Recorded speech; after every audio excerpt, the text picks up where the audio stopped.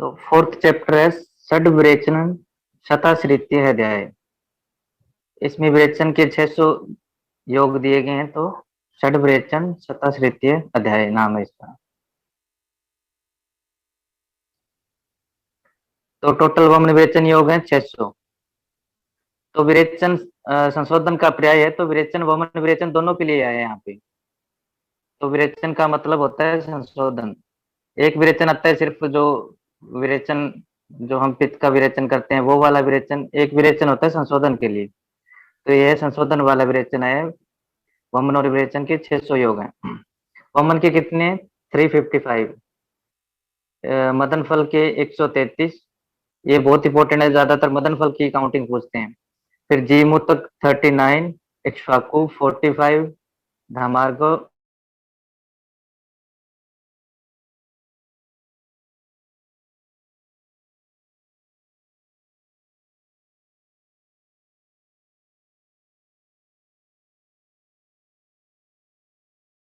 Total हो गए 355।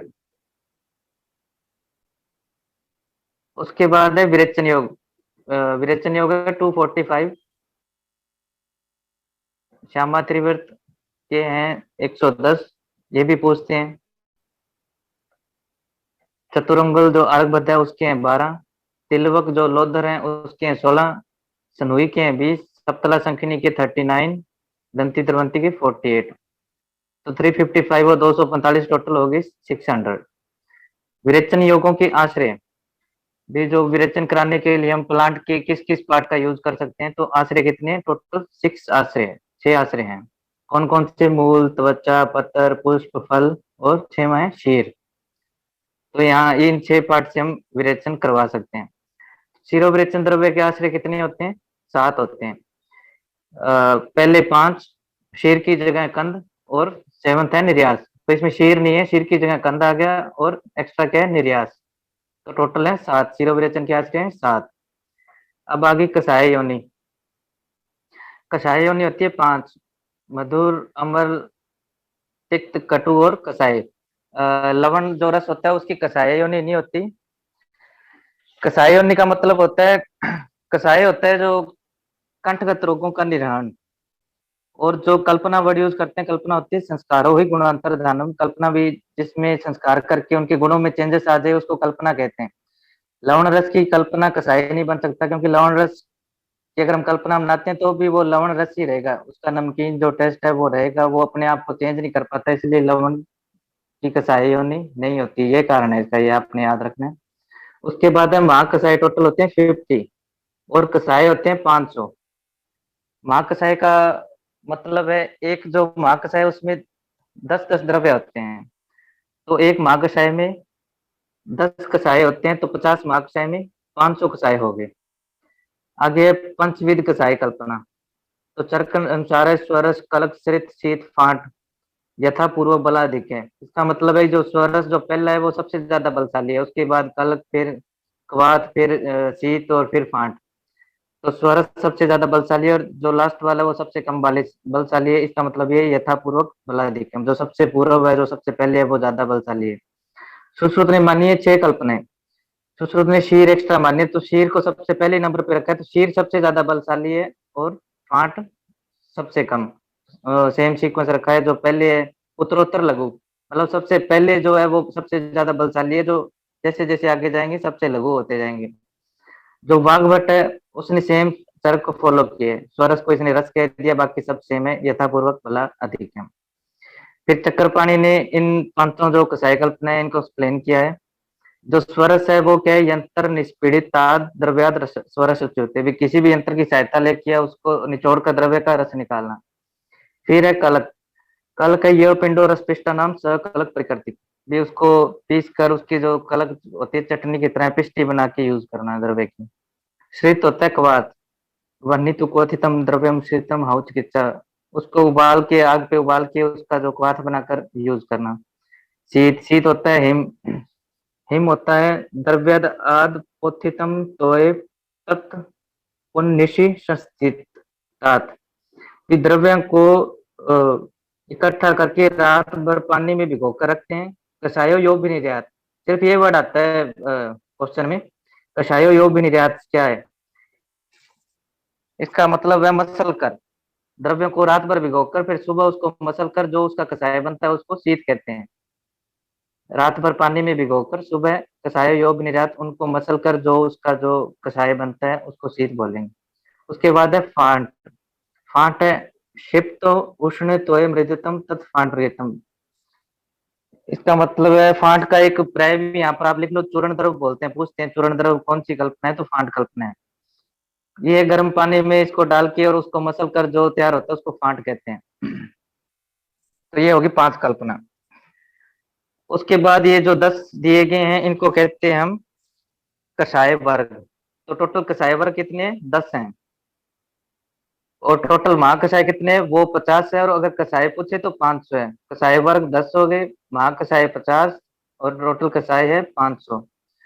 तो एक एक वर्ग है, जैसे जीवनीय वर्ग है तो जीवनीय वर्ग 6 महाकषाय से मिलकर बना है। जीवनीय महाकषाय, भिंगनीय महाकषाय, लेखनीय महाकषाय, वेदनीय, संधानीय, दीपनीय। ये याद करने की जरूरत नहीं भी कितने से कौन सा वर्ग बना है। इतना याद रखना कि जो ये 10 हैं ये क्या है? कषाय वर्ग हैं। तो सबसे पहले महाकषाय है जीवनीय महाकषाय। तो ये भी क्वेश्चन पूछ लेते हैं, सबसे पहले महाकषाय कौन सा है? तो जीवनीय होता है। और सबसे लास्ट कौन सा है? तो व्यय स्थापक। जो 50वां महाकषाय है वो व्यय स्थापक है, लिख लो आप। ये भी क्वेश्चन पूछ लेते हैं। तो जीवनीय है, ये आपको 10 की 10 ड्रग याद करनी पड़ेगी। जीवक, ऋषिवक, मेधा, महामेधा, ककोली, क्षीर ककोली, मोदक पनी, मांस पनी, जीवंती और मुलेठी। ये बिल्कुल सिंपल है, ये आपको पूरा याद करना पड़ेगा क्योंकि ये द्रव्य गुण में भी हमें कई जगह इसको यूज करेंगे, अष्टवर्ग में यूज करेंगे, आगे भी यहाँ मार्कसाई में भी इनमें से 7 द्रव्य आएंगे, कहीं पर 8 आएंगे, तो ये यूज होगा। तो जीवनीय को पूरा याद करना है। उसके बाद है भृंगनीय। भृंगनीय मार्कसाई में ये जो पर्याय है, साथ साथ में मैंने आपको कल भी बताया था कि पर्याय जो द्रव्य गुण में पूछते हैं वो सिर्फ चरक और सुश्रुत में ज्यादातर द्रव्य जो लिखे हुए हैं उन्हीं के पर्याय पूछते हैं। तो यहाँ पर दो दो पर्याय आपको मिलता है वो साथ साथ में आप याद करते रहो। जो यहाँ लिखे है राज शवक, ये इसको दुग्धिका कहते हैं। दुग्धिका हमने द्रव्य गुण में पढ़ा है, तो इसका आप देख लो, ये दुग्धिका है।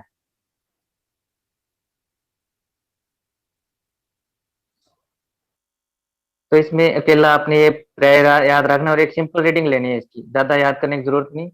ये सारे जो बल प्रदान करते हैं वही द्रव्य है। क्षीर विदारी, विदारी कंद, ऋष्यगंधा, अश्वगंधा, काकोली, क्षीर ककोली, श्वेत बला, पित्त बला, राक्षवक हो गया, दुग्धिका और वन कपास। उसके बाद है बल्य। बल्य मांकषय में इसकी भी एक सिंपल रीडिंग देनी है, इसको भी पूरा याद करने की जरूरत नहीं। जो ऋषि भी है वो के वहां से ये आप याद कर लेना पड़ेगा। एक ऋषि प्रोक्ता होती है मास परमी, ये पूरा याद करने की जरूरत नहीं है। दीपनीय मार्गशय ये पूरा करना है। और एक सूल प्रशमनम। दीपनीय मार्गशय सदूषण। सदूषण क्या होता है? पंचकोल प्लस काली मिर्च। तो सदूषण हो गया। प्लस क्या है? ब्लातक अस्थि, अचमोदा, अमलवेतस, हींग। तो इसको इन्होंने शॉर्ट ट्रिक यूज करी है, BAAS बाहा। बी से ब्लातक, ए से अजमोदा, फिर ए से अमलवेतस, एच से हींग। इसी तरह सूल प्रशमनम मार्गशय सदूषण पंचकोल प्लस काली मिर्च प्लस अजगंधा, अजमोदा, अजाजी और गंडीर, G+AAA। ये शॉर्ट ट्रिक इन्होंने लगाई है। उसके बाद है हृदय मार्गशय, ये भी पूरा करना है। हृदय मार्गशय में जो ज्यादा अमल रस वाली द्रव्य है वो है इसमें। तो आम, अमरतक, वृक्षामल, अमलवेतस, लकुज, करमर्द, बेर, बड़ी बेर, दाड़िम, मातुलम, सारे जो खट्टे द्रव्य अमल रस वाले वो हैं। तो हृदय द्रव्य में कोई अर्जुन नहीं आया, ये याद रखना। अर्जुन है जो हृदय में नहीं आया, सिर्फ ये जो अमल रस वाले द्रव्य हैं वो आए हैं। उसके बाद विषगन मार्गशय, ये भी आपने पूरा याद करना है। विषगन में मंजिष्ठा, पालिंद। पालिंद होता है कत्तक। कत्तक जो हम निर्मली भी कहते हैं, जिसको वाटर प्यूरिफिकेशन के लिए यूज करते हैं, वो है कत्तक। नहीं, पालिंदी निर्मली होता है। कत्तक जो आगे क्लियरिंग नट है ये वाटर प्यूरिफिकेशन के लिए यूज होता है। पालिंदी भी निर्मली भी इसी काम के लिए यूज होते हैं। निर्मली ये भी चक्षुष है। उसके बाद है हल्दी। हल्दी याद रखना विषगण में आती है, मोस्ट इंपोर्टेंट पूछते हैं। चंदन भी विषगण में आते हैं, ये भी पूछते हैं। फिर जो शुभ ये होती है निशोथ, ये भी पूछते हैं। फिर सूक्ष्म मेला, ये भी विषगण है। शीरिष विषगण है। सिंधुवार होती है निर्गुंडी। और श्लेषमातक होता है लिसोड़ा। तो ये सारे द्रव्य इंपॉर्टेंट है। मंजिष्ठा, पालिंदी होता है निर्मली, कत्तक, हल्दी, चंदन, सुहा मतलब निशोद, सुक्षमेला, श्री, सिंधुवार मतलब निर्गुंडी, और श्लेष्मातक और लिसोड़ा। ये 20 मार्क्स है, में आपको पूरा याद करना है। उसके बाद है वमनोपग, ये भी पूरा याद करना है। ये आगे सिद्धि स्थान में भी यूज होगा, पंचकर्म के जो हम क्वेश्चन करेंगे उसमें भी यूज होगा। तो कौन कौन से? मधु, मलेठी, लाल कंचनार, श्वेत कंचनार, नीप, विदुल, बिंबी, सणपुष्पी, सदापुष्पी, प्रत्यक्ष पुष्पा। ये बिल्कुल सिंपल है, जब आप पढ़ोगे तो एक फ्लो सा बनता है इसको याद करते। मधु, मलेठी, लाल कंचनार, श्वेत, नीप, विदुल, बिंबी, सणपुष्पी, सदापुष्पी, प्रत्यक्ष पुष्पा। उसके बाद है उदर्द प्रशमनम। उदर्द प्रशमन में आपने अकेला अर्जुन याद करना है। उदर्द होता है जैसे अर्टिकेरिया, रेडनेस बॉडी पे हो जानी, तो अर्जुन जो है हृदय में ना आकर उदर्द प्रशमन में आए, ये आपको याद रखना है। फिर है ज्वर हर महाकषाय। ज्वर हर महाकषाय में भी एक रीडिंग इसको पूरी देनी है, लेकिन याद रखना आपको त्रिफला। इसमें देखो ना तो कोई गुड़ुची है, ये ना किरातिक चिरायता, कोई भी जो हम ज्वर घन द्रव्य यूज करते हैं वो कुछ भी नहीं है इसमें। इसमें त्रिफला है, पिल्लू है, मंजिष्ठा है, पाठा है, सारीवा है, द्राक्षा है, शर्करा है, परुषक है। ये यहाँ पर लिखा है शर्करा, द्राक्षा, परुषक। तो कोई भी जो द्रव्य हम ज्वर घन के तौर पर यूज करते हैं वो कोई कुछ नहीं है इसमें। सारे जो पित्त शामक और शीतवीर्य वो है, सारीवा, मंजिष्ठा, पाठा, द्राक्षा, परुषक और शर्करा। शर्करा ज्वर घन में है, ये याद रखना आप। और त्रिफला, त्रिफला भी ज्वर हर मार्क्स है में। पुरुष संग्रहणी है। पुरुष संग्रहणी में सारे जो कसाई रस प्रधान वो द्रव्य है, इसमें आपने मोच रस को याद रखना है। उसके बाद है पुरुष विरंजनीय। पुरुष विरंजनीय होते हैं कि जो उसको रंजन कर दे, कलर कर दे जो स्टूल के ऊपर, तो वो है भ्रष्ट मृतिका, भुनी हुई मिट्टी खाना। तो ये याद रखना है पुरुष विरंजनीय में। तो जो बच्चे मिट्टी खाते हैं तो उनकी जो लेटिन होती है वो भी मिट्टी जैसी निकलती है, तो इस तरह कुछ आप याद करना, पुरुष विरंजनीय, भ्रष्ट मृतिका। फिर है मूत्र संग्रहणीय। इसमें भी सारे जो कसायरस प्रधान द्रव्य वही हैं, इसमें सिर्फ आपने बलातक याद रखना है कि ये भी मूत्र संग्रहणीय में है, बलातक। फिर है मूत्र विरंजनीय। मूत्र विरंजनीय में कमल के जो जितने भेद है उनका वर्णन मूत्र विरंजनीय मार्गशय में है, ये लाइन आपको याद करनी है। उसके बाद है मूत्र विरेचनीय। मूत्र विरेचनीय ये बिल्कुल सिंपल है, तीर्ण पंचमूल, पाषाण वेद, भोक्षु, बस इतना याद रखो, ये बिल्कुल सिंपल है। उसके बाद है स्तन्य जनन, इसमें भी तीर्ण पंचमूल है, बस ये याद रखना है, तीर्ण पंचमूल आता है स्तन्य जनन में। उसके बाद है स्तन्य शोधन, ये पूरा याद करना है क्योंकि जब हम प्रसूति तंत्र पढ़ेंगे तो उसमें ये यूज होगा, तो ये हमने पूरा करना है। इसको याद करने की एक शॉर्ट ट्रिक है, वो आप लिख लो। ये लाइन लिखो आप, इस गौरी सरीवा को एमडी एमएस पति चाहिए। इस गौरी सरीवा को एमडी एमएस पति चाहिए। इसका मतलब हो गया इंद्रियव। गौरी का मतलब गुरुची, सरीवा से सरीवा, क से कुटकी, म से मुस्तक, फिर डी से देवदारू, फिर म से मुरवा, स से सुंठी, पति से पाठा, चाहिए से चिरायता। तो ये थोड़ा सा इस ट्रिक से थोड़ा आइडिया हो जाएगा हमें कौन कौन से द्रव्य है। तो ये इंपॉर्टेंट है, स्तन्य शोधन द्रव्य क्वेश्चन बनता है इनका, तो ये पूरा आपको याद करना है। उसके बाद जो शुक्र जनन है वो भी पूरा याद करना है। शुक्र जनन में जो पहले 7 द्रव्य हैं वो जीवनीय महाकषाय के आ गए। उसके बाद वृद्धरुआ, वृद्धरुआ होती है स्थावरी, जटिला होती है जटामासी, और कुलिंग होती है उचट्टा, उचट्टा द्रव्य होता है एक, वो है। तो 7 तो आगे जीवनीय महाकषाय की, और 3 स्थावरी आ गया, जटामासी आ गया, और कुलिंग मतलब उचट्टा। फिर है शुक्र शोधन। शुक्र शोधन भी पूरा याद करना है। शुक्र शोधन कौन सी स्तन्य शोधन, हमने ट्रिक लिख ली। शुक्र शोधन की ट्रिक नहीं है लेकिन ये सिंपल है। जो पहले 5 है वो सिर्फ क से है नाम, कूट, कटफल, कोकिलाक्ष, कांडेक्षु, कदम्बन्यास। खस होता है उशीर, हम पढ़ते होते हैं वेटिवेरिया जीजानुआइडस, तो खस हो गया उशीर। ईख, समुद्र फेन, एल्वालुक और वसूक। तो समुद्र फेन का क्वेश्चन पूछ लेते हैं कई बार भी, समुद्र फेन किस में आता है, तो शुक्र शोधन का कार्य करता है। और एक ऊट, खटफल, कोकिलाक्ष, कांडेक्षु, कदम्बन्यास, कई बार पूरा श्लोक आ जाए तो इन 5 जो इकट्ठे जो वर्ड है इससे पहचान हो जाती है। फिर है प्रजास्थापन। प्रजास्थापन में ये ज्यादा नहीं करना। जो सतवीर्या होती है इसका आप लिख लो, इसको दुर्वा कहते हैं, दुर्वा का पर्याय है सतवीर्या। और गुरुची, गुरुची प्रजास्थापन में है, ये याद रखना है। और जो अरिष्टा है वो है कुटकी। ये पर्याय के तौर पर लिखा रहा हूँ, वैसे याद करने की जरूरत नहीं। अरिष्टा कुटकी होगी, गुरुची होगी। जो विषव सेन क्रांता है ये क्या है, प्रियंगु। और जो वाट्य पुष्प ये किसके लिए है, महाबला के लिए। तो ये जो इंपॉर्टेंट पर्याय है ये आप लिख लो। विषव सेन क्रांता प्रियंगु, वाट्य पुष्पी महाबला, अरिष्टा कुटकी, और जो सतवीर है वो है दूर्वा।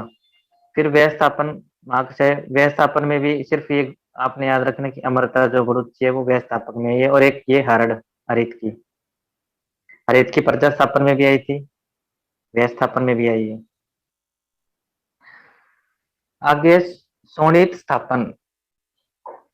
शोणित स्थापन मार्क्सय में आपने सिर्फ मोचरस और शर्करा याद करनी है। शर्करा ज्वर हर मार्क्सय में आई थी, मोचरस पूरी संग्रहणीय में आया था, यहाँ पे दोबारा फिर आया शोणित स्थापन में। और एक ये गेरिक, गेरिक भी शोणित स्थापन में है। तो यहाँ पर अशोक नहीं आया। अशोक का क्वेश्चन आता होता है भी कौन से मार्क्सय में, तो शोणित स्थापन में नहीं, वेदना स्थापन में है, जो आगे हम पढ़ेंगे। फिर उसके बाद है सोथर मार्क्सय। सोथर ये पूरा सिंपल है, इसमें 10 मूल की तरफ है, तो ये पूरा याद करने में कोई वो मुश्किल नहीं है। तो सोथर मार्क्सय है 10 मूल। फिर हिक्का निग्रहण। हिक्का में सटी पुष्कर मूल, सिर्फ ये 2 याद करने हैं। फिर जो है श्वासर, इसी में भी सटी पुष्कर पुष्कर मूल, सिर्फ ये 2 याद करने हैं। फिर आ गया कुष्ठगण। कुष्ठगण में खदीर हमें पता है, हरित की याद करनी है, आमलक की भी कुष्ठगण में आई है, और हरिद्रा भी कुष्ठगण में आई है, भलातक भी कुष्ठगण में आया है, आरगबद कुष्ठगण में आया है, और विडंग भी कुष्ठगण में आया है। एक सिंपल रीडिंग लेनी है, अपने आप याद रहेगा आपको। जाति प्रवाल होता है चमेली के पत्ते, इसको मार्क कर लो। इंपॉर्टेंट स्ट्रेस देना है सिर्फ जाति प्रवाल पे। और एक सिंपल रीडिंग लेनी है इसकी, कि जो आरगबद्ध है, आरगबद्ध ये देखो नीचे कृतमाल, ये भी कुष्ठ और कंडू दोनों में है आरगबद्ध। तो आरगबद्ध का ये भी इंपॉर्टेंट है, दोनों का याद रखना है। कृतमाल आरगबद्ध को कहते हैं। तो खदीर, अभ्य, आमलकी, हरिद्रा, भलातक, सप्तपर्ण, अरगबद, करवीर, विडंग और जाति प्रवाल। जाति प्रवाल है चमेली के पत्ते। उसके बाद है कंडुघन। कंडुघन में सिर्फ एक कृतिमाल याद रखना है, एक नागरमोथा और एक चंदन। चंदन को कंडुघन मार्ग से लिया गया है, तो ये आपको याद रखना है। फिर है तृष्णा निग्रहण। तृष्णा निग्रहण में सिर्फ गुरुची याद रखनी है आपने भी, गुरुची तृष्णा निग्रहण में भी आई है, प्रजा स्थापक में भी आई है, और व्यय स्थापक में भी आई है, ज्वर में नहीं आई। फिर है वेदना स्थापक। वेदना स्थापक में सिर्फ अशोक याद रखना है आपने, कि अशोक है वो शोणित स्थापन में ना के किसी और में ना के सिर्फ वेदना स्थापन में आए। फिर है विरेचनोपग। विरेचनोपग आपको एक तो त्रिफला याद रखना है। उसके बाद एक कोवल बदर करकंदु। क्वेश्चन आता है कि बेर के भेदों का वर्णन कौन से मार्गशय में है, तो ये तीनों बेर के टाइप है, तो विरेचनोपग में है, ये क्वेश्चन बनता है इसका। फिर है दाह प्रशमनम। दाह प्रशमनम ने लाजा, चंदन और गुड़ुची फिर आ गई। लाजा, चंदन और गुड़ुची याद रखनी है आपने। फिर है संज्ञा स्थापन। जो संज्ञा स्थापन है इसमें हींग याद रखनी है, भी हींग है जो संज्ञा स्थापन में है, और एक अशोक रोहिणी, ये दो जो है संज्ञा स्थापन में है। फिर ये जो इम्पोर्टेंट पॉइंट है, ये मोस्ट इम्पोर्टेंट है, सारे के सारे पॉइंट, हर एक पॉइंट अपने आप में एक क्वेश्चन है, ये अच्छे से याद करने हैं। पहला क्या है, चरक ने जीवनी से लेकर व्यय स्थापक तक 50 महाकुशाओं का वर्णन किया, ये हमने पहले डिस्कस कर लिया। फिर है चरक ने 50 महाकुशाओं को लक्षण और उदाहरण के रूप में वर्णन किया। तो ये क्वेश्चन आ जाता है भी महाकुशाओं का वर्णन किस बेस पे किया, तो लक्षण और उदाहरण के बेस पे। फिर है चरक ने दीपनीय तो महाकशय माना है, लेकिन पाचनीय का वर्णन नहीं किया। तो अगर क्वेश्चन आता है भी निम्न में से कौन सा महाकशय चरक ने नहीं माना, लिखा हो दीपनीय, ग्रहणी, ये वो, तो पाचनीय नहीं है उसमें। पाचनीय महाकशय का क्वेश्चन पूछ लेते हैं। काकोली, शीर काकोली 5 जगह पर आए, जीवनीय, बृहणीय, शुक्रजनम, स्नेहोपगो, अंगमर प्रशमनम। फिर है महाकशय में जो मलेठी शब्द है सबसे ज्यादा बार आए, 11 बार आए, ये भी याद रखना है। और पिपली 9 बार आए, ये 2 द्रव्य सबसे ज्यादा बार आए हैं। मलट्ठी 11 बार आया, पिपली 9 बार आया। फिर है टोटल ड्रग कितनी है 50 मार्क्स में, तो टोटल है 276। यहाँ पर आप सुश्रुत का लिख लो। सुश्रुत ने जो 38 अध्याय द्रव्य संग्रहणी है उसमें सूत्र का 37 गणों का वर्णन किया है। तो 37 गण में 290 ड्रग्स का वर्णन आया है। तो साथ में सुश्रुत का याद कर लो भी, उन्होंने 290 ड्रग 37 गणों में 290 ड्रग्स एक्सप्लेन किए हैं, उनका वर्णन आया है। नेक्स्ट पॉइंट है कि अर्कवद का वर्णन कुष्ठगण और कंडुगन दोनों में है, ये हमने डिस्कस कर लिया। फिर गुरुचि का आ गया। गुरुचि का तृष्णा निग्रहण, व्यय स्थापन और प्रजा स्थापन में भी है, हमने पढ़ा है। और एक दाह प्रशमन में भी है, दो और ऐड कर लेना, 4 में है गुरुचि का वर्णन, तृष्णा निग्रहण, व्यय स्थापन, दाह प्रशमनम और प्रजा स्थापन। फिर है शर्करा का वर्णन, ज्वर घन, शोणि स्थापन और दाह प्रशमनम, 3 में है शर्करा का वर्णन। मोचरस, मोचरस भी 3 जगह है, पुरुष संग्रहणी है, शोणित स्थापन और वेदना स्थापन। फिर कमल के भेदों का वर्णन, ये हमने पढ़ा है, मूत्र विरंजनीय में आया है। बेर के भेदों का वर्णन विरेचनोपग में आया है। फिर जो मूत्र विरंजनीय द्रव्य शीतवीर्य प्रधान होते हैं और मुख्य पित्तज प्रमेय नाशक होते हैं,